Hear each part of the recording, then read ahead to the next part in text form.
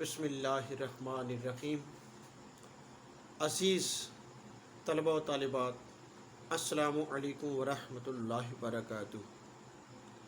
गुज़श्ता lectures में हमने तश्कील पाकिस्तान को पढ़ने और पढ़ाने की कोशिश की, समझने और समझाने की एक काविश की। अज़ीज़ तलबा व तालिबात, हम अपनी इस काविश में कहाँ तक कामयाब हुए आप बेहतर समझ सकते हैं। तश्कील पाकिस्तान मुकम्मल हो गया। अब हम तश्कील पाकिस्तान के खुलासे पर एक नज़र डालेंगे। इससे पहले कि मैं आपके सामने खुलासा बयान करना शुरू करूं, अज़ीज़ तलबा व तालिबात, मुनासिब समझता हूं कि आपके कुछ सवालात के जवाबात दे दूं। कुछ तलबा व तालिबात ये सवाल करते हैं कि खुलासा कितना होना चाहिए, कैसा होना चाहिए, किस तरह से लिखना चाहिए। तो उसके लिए अर्ज़ ये है कि खुलासा बुनियादी तौर पर समरी को कहते हैं, या दूसरे अल्फाज में खुलासा तलखीस को भी कहते हैं। खुलासा सबक का तीसरा हिस्सा होता है।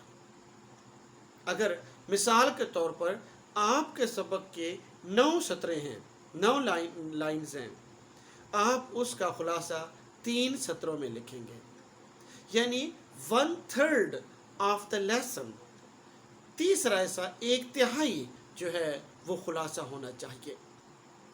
खुलासे के जो आपके पेपर के अंदर हैं वो 10 नंबर हैं। आपने देखा होगा पैटर्न में 1+9 लिखा होता है। 1 नंबर मुसन्निफ के नाम के होते हैं। आपने खुलासे की पहली लाइन में आपकी मर्ज़ी है, आप आम लिखाई में लिखें या बोल्ड लिख लें तो ज़रा बेहतर होगा। आपने मुसन्निफ का नाम लिखना होता है, 1 नंबर का मुसन्निफ का नाम होता है। उसके बाद आपने खुलासा शुरू कर देना है। टोटल 10 नंबर का खुलासा होता है। और ये याद रखें, खुलासा लिखते वक्त आपने एक तरतीब को मलहूज़े खातिर रखना होता है। जो बातें सबक के अंदर पहले आई हैं आपने वो पहले बयान करनी है, और जो बातें बाद में आई हैं वो बाद में बयान करनी है। ये नहीं कि सबक की जिस तरह से तरतीब चलती है खुलासे की तरतीब भी उसी तरह होनी चाहिए। इसके अलावा यही बात याद रखिए कि खुलासे का मतलब खुलासा है, यानी किसी सबक की तलखीस है। इसका मतलब हरगिज़ तशरीह या वजाहत नहीं है। तो ज़रूरी अमर ये है कि जो बातें सबक के अंदर आई हैं उन्हीं की तलखीस बयान की जाए। अपनी तरफ से किसी भी किस्म की ज़ायद बात बयान करना, कोई तशरीह करना, कोई शेर, आयत, हदीस का हवाला देना, ये खुलासा लिखते वक्त इसको आप ख्याल रखेंगे कि आप ये नहीं लिखेंगे। यानी कि आपने सबक के अंदर जो बातें आई हैं या नज़्म के अंदर जो बातें आई हैं सिर्फ़ और सिर्फ उन्हीं का जिक्र करना है। कोई ज़ायद बात आपने नहीं बयान करनी, ताकि खुलासे की जो रूह है वो मुतासर ना हो जाए, वो पामाल ना हो जाए। अज़ीज़ तलबा व तालिबात, आज हम तश्कील पाकिस्तान का खुलासा पढ़ने की, समझने की कोशिश करते हैं। आइए तश्कील पाकिस्तान के खुलासे पर एक नज़र डालते हैं।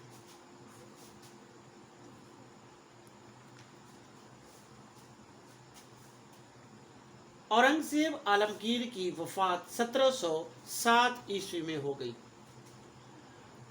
ये हमारा पहला पैराग्राफ है सबक का, जिसके अंदर मुसन्निफ हमें बताता है कि औरंगज़ेब आलमगीर 1707 ईस्वी में वफ़ात पा गए, और उसके बाद तकरीबन 150 साल तक मुसलमानों की हालत बदतरीन रही, और यहाँ तक कि वो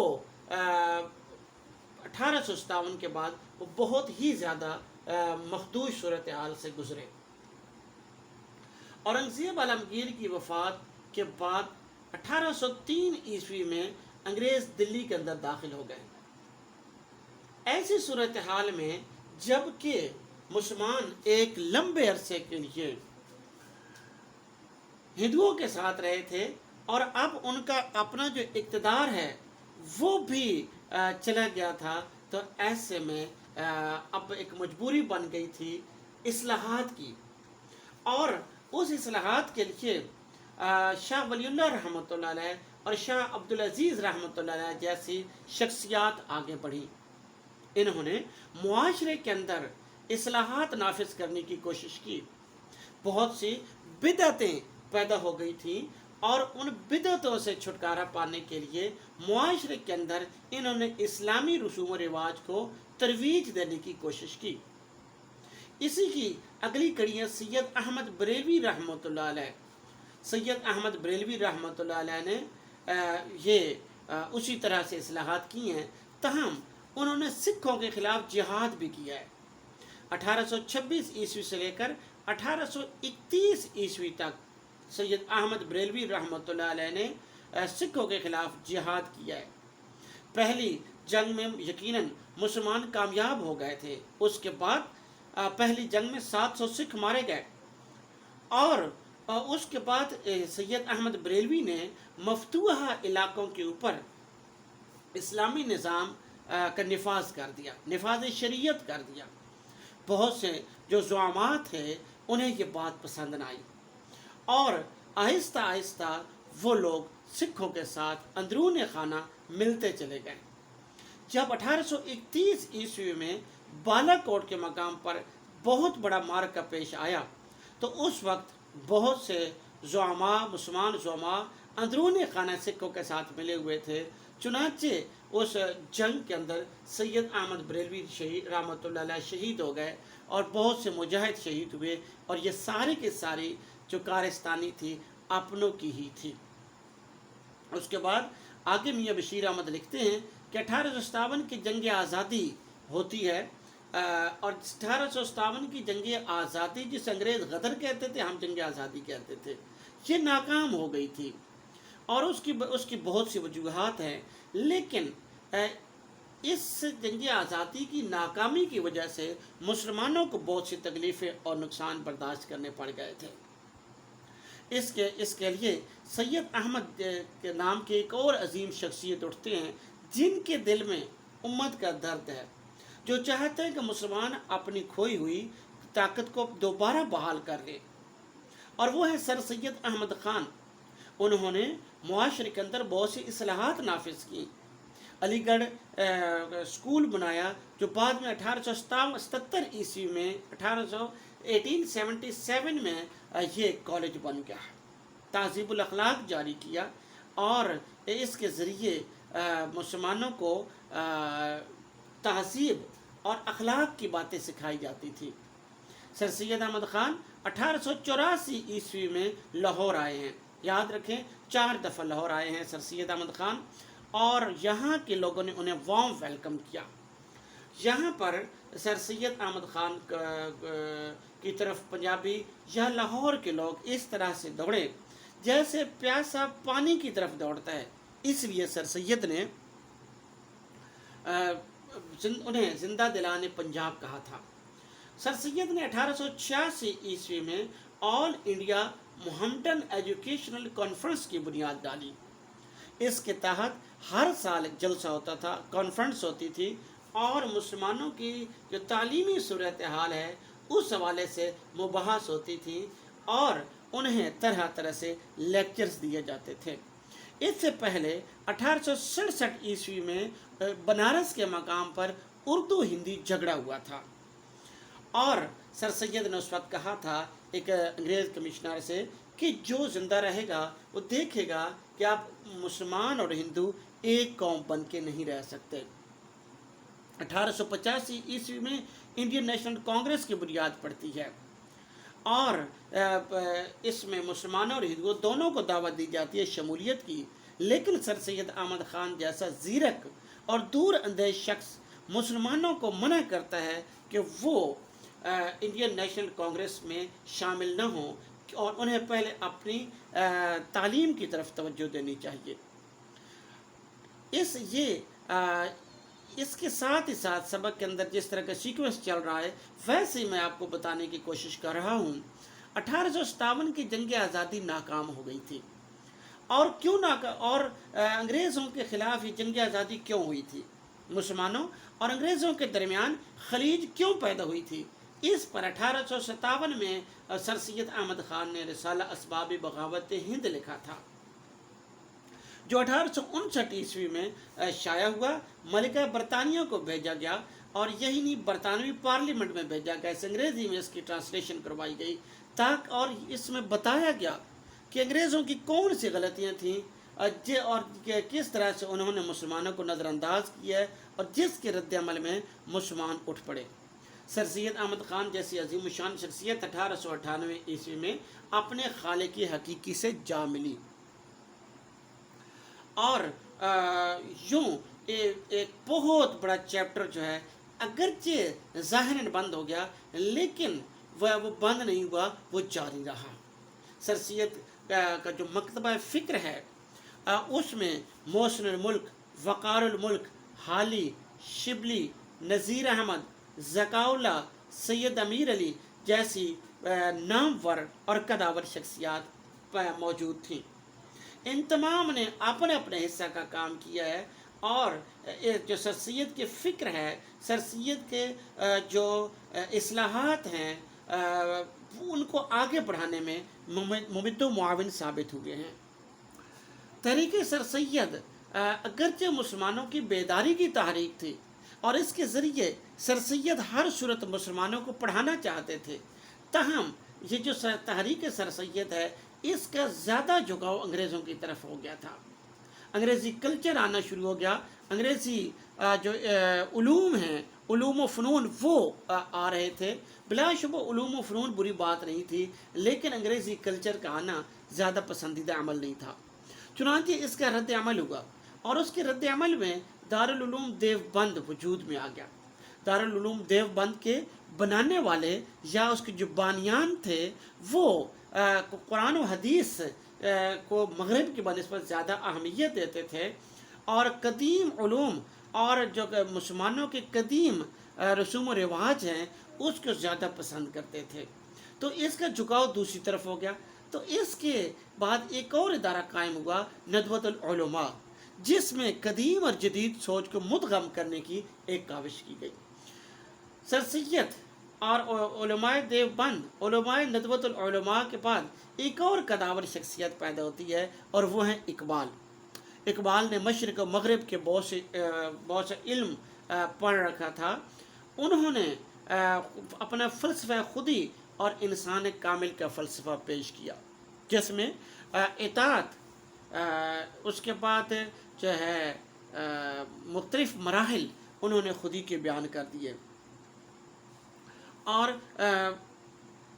اس کے بعد اب ہم دیکھتے ہیں کہ اقبال جو ہیں خودی پورا ایک 1.5 اقتباس مصنف نے اس کے لیے صرف کیا ہے، جس میں وہ ہمیں بتاتے ہیں کہ قرآن کا مطالعہ، عشق رسول صلی اللہ علیہ وآلہ وسلم، اور ساتھ ہی ساتھ امید کا دامن تھامے رکھنا، یہ ساری باتیں جو ہیں یہ اقبال کی فلسفہ خودی میں پائی جاتی ہیں۔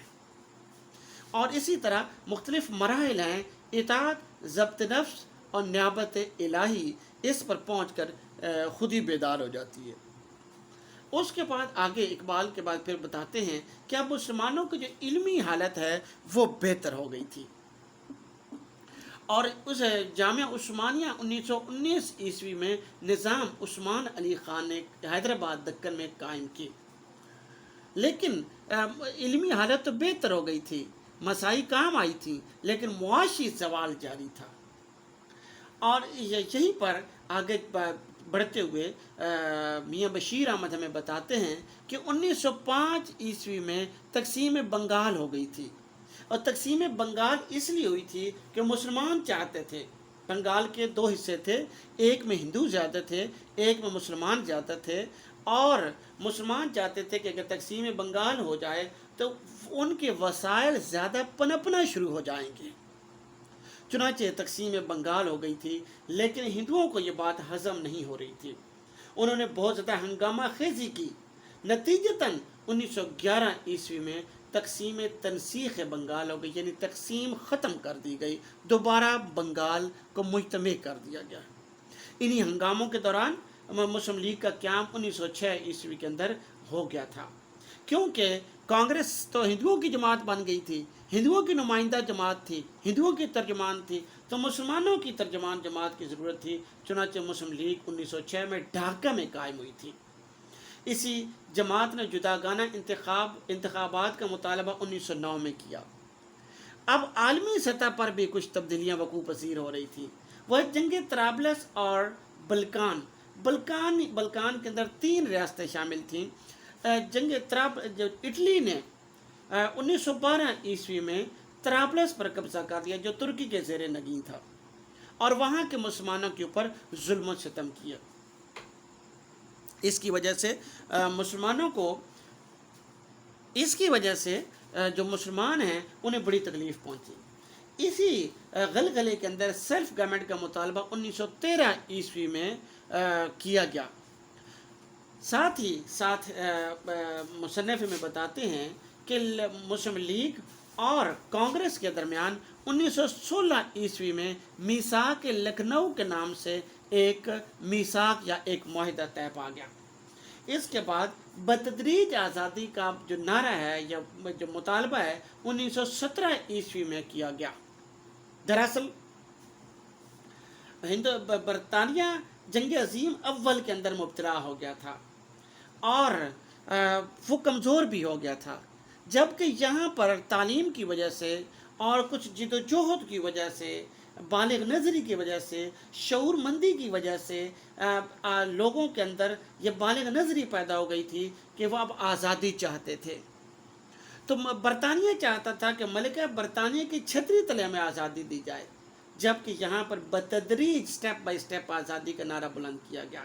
1920 عیسوی میں ہند کے اندر تحریک خلافت علی برادران نے شروع کر دی۔ دراصل جنگ عظیم اول کے اندر ترکی نے جرمنی کا ساتھ دیا تھا، اور برطانوی حکومت نے ہم سے وعدہ کیا تھا کہ اگر جرمنی ہار گیا تو وہ ترکی کو کچھ نہیں کہیں گے، لیکن جب جرمنی ہار گیا تو سب سے پہلے یہی کام ہوا کہ ترکی کو توڑ دیا گیا۔ وہاں پر مسلمانوں کی خلافت، جو مسلمانوں کی یونٹی یا اتحاد کی بہت بڑی علامت تھی، اس کو ختم کر دیا گیا۔ تو اس کے خلاف اور خلافت کو دوبارہ جاری کرنے کے لیے علی برادران نے ایک بہت بڑی تحریک خلافت شروع کی۔ گاندھی بھی اس میں شامل ہو گیا تھا، اس کی اپنی وجوہات تھیں۔ تو یہ 22-23 تک چلتی رہی، یہاں تک کہ گاندھی بھی علیحدہ ہو گیا اور تحریک خلافت آہستہ آہستہ ختم ہو گئی۔ 1928 عیسوی میں اہم واقعہ رونما ہوا۔ سر جان سائمن جو ہیں وہ ہندوستان تشریف لائے، ان کے قیادت میں ایک وفد سائمن کمیشن کے نام سے یہاں پر آیا، لیکن مسلم لیگ اور کانگریس دونوں نے سائمن کمیشن کے ساتھ ملاقات کرنے سے انکار کر دیا۔ 1928 عیسوی میں نہرو رپورٹ آتی ہیں۔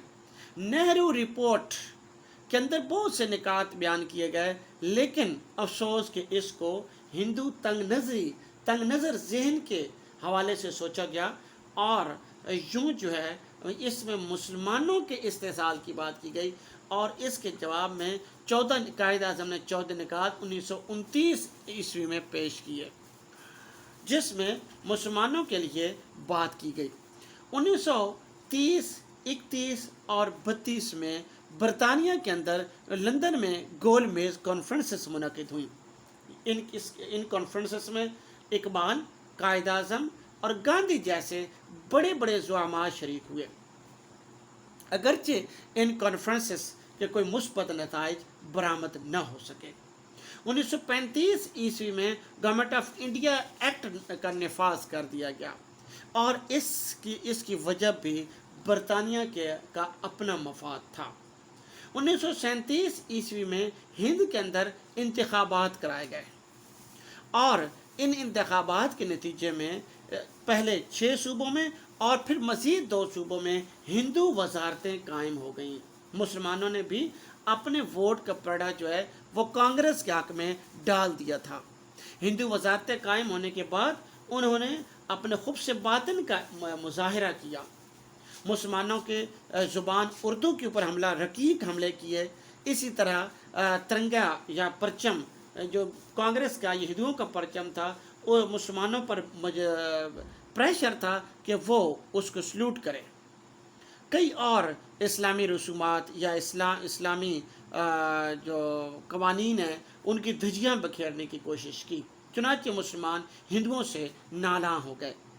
اس یہاں پر مصنف ہمیں بتاتے ہیں کہ ہند کے اندر اور بہت سی جماعتیں بھی وجود میں آ چکی تھیں اس وقت، جیسے جماعت الاحرار، جیسے نیشنلسٹ مسلمانوں کی جماعت، اسی طرح سے خدائی خدمتگار، اور اسی طرح دیوبند. تو بہت سی جماعتیں اور بھی وجود میں آ گئی تھیں. آل انڈیا مسلم لیگ کا 25واں سالانہ اجلاس 1937 عیسوی میں منعقد ہوا، اور اسی کا شاخسانہ تھا کہ 23 مارچ 1940 عیسوی کو آخر قرارداد پاکستان منظور ہو گئی. اور اس کے بعد مسلم لیگ نے انتھک محنت کی کوشش کی. جنوری 1947 عیسوی سے مسلم لیگ نے بھرپور جد و جہد کا آغاز کیا، اور اس کے نتیجے میں 7 سال بعد پاکستان مارچ وجود میں آ گیا. 1944 عیسوی میں مسلم لیگ اور یونینسٹ پارٹی کے درمیان جھگڑا ہو گیا تھا. یونینسٹ پارٹی پنجاب کی حکمران پارٹی تھی اور وہ تخلیق پاکستان کے لیے رضامند نہیں تھی. 1945 بعد میں ان دونوں کے درمیان صلح ہو گئی. 1945 عیسوی میں شملہ کانفرنس منعقد ہوئی. 1945-46 میں نئے انتخابات منعقد ہوئے، اور اب مسلم لیگ کا یوں سمجھے ریوائول ہو گیا تھا.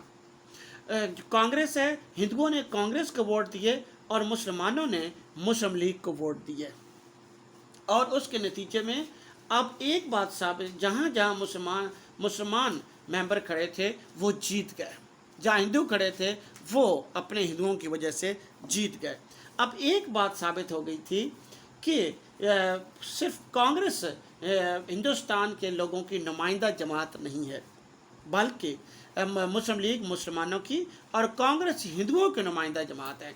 اس کے نتیجے میں جب یہ ظاہر ہو گیا کہ پاکستان بن جائے گا تو سازشیں کی گئیں اور ہندو مسلم فسادات پھیلائے گئے. ہندوستان برطانوی، اور اس سے مسلمانوں کو بڑا نقصان ہوگا. برطانوی حکومت نے جون 1948 عیسوی تک ہندوستان سے انخلاء کا فیصلہ کر لیا، اعلان کر دیا، لیکن حالات ایسے بن گئے کہ انہیں 1947 عیسوی میں ہی یہاں سے نکلنا پڑ گیا. چنانچہ جو 15 اگست 1947 کو انڈیا وجود میں آ گیا، 14 اگست 1947 کو جو وجود میں آ گیا، پاکستان وجود میں آ گیا. تو یوں یہ ایک ترتیب جو تاریخی ترتیب ہے، اس کے مطابق انہوں نے ہمیں پورے کا پورا بتا دیا ہے. آخری جو بند ہے اس میں وہ بتاتے ہیں کہ میاں بشیر احمد آخری بند میں ہمیں یہ بتاتے ہیں کہ پاکستان اس لیے کا نصب العین جو ہے، جو پاکستان وجود میں آیا تھا، اس کی وجہ یہ تھی کہ یہاں پر مسلمان اپنی مرضی کے مطابق زندگی گزاریں گے، وہ کلمات اللہ کے مطابق زندگی گزاریں گے. یہاں پر مسلمانوں کے ساتھ ساتھ غیر مسلموں کے بھی حقوق ہوں گے، کیونکہ وہ بھی پاکستانی ہیں. عورتوں کے حقوق ہوں گے. یہاں مساوات اور جو برابری کی بنیاد پر یہاں پر لوگوں کے حقوق متعین کیے جائیں گے، اور ان کے مطابق جو ہے زندگیاں یہاں لوگ گزاریں گے. یہاں تکلیفیں نہیں ہوں گی. پاکستان اسلام کا قلعہ بنے گا، اور یہاں سے بالآخر جو دنیا کے دیگر مسلمان ممالک ہیں ان کو امداد فراہم کی جائے گی، اور یہ ایک عظیم الشان مملکت کی صورت میں وجود میں آئے گا. اس لیے انہوں نے اس چیپٹر کے اینڈ میں ہمیں اقبال کا یہ شعر پڑھا ہے کہ پرے ہے چرخ نیلی فام سے منزل مسلماں کی، پرے ہے چرخ نیلی فام سے منزل مسلماں کی، ستارے جس کی گرد راہ ہوں وہ کارواں تو ہے، جی میں نے یہ شعر آپ کو سمجھایا تھا جب ہم نے تشکیل پاکستان پڑھا تھا، تو اس سے آپ اس کے مفاہیم کو سمجھ سکتے ہیں۔ تو عزیز طلباء و طالبات، ہم نے خلاصے کو سمجھنے کی کوشش کی ہے۔ کوشش کیجیے، آپ تاریخ یاد کر لیجیے۔ اور تشکیل پاکستان بلا شبہ تاریخ کا سبق ہے، تاریخ کا ایک مضمون ہے، تھوڑا سا مشکل بھی ہے۔ اس میں بہت سی تاریخیں بھی آئی ہیں، 250-300 سال کی تاریخ ہے، لیکن اگر آپ تاریخیں یاد کر لیں گے تو آپ کے لیے مشکل نہیں رہے گا، اور یوں آپ خلاصہ جو ہے بیان کرنے میں کامیاب ہو جائیں گے۔ اللہ تعالیٰ آپ کا حامی و ناصر ہو۔ اللہ حافظ۔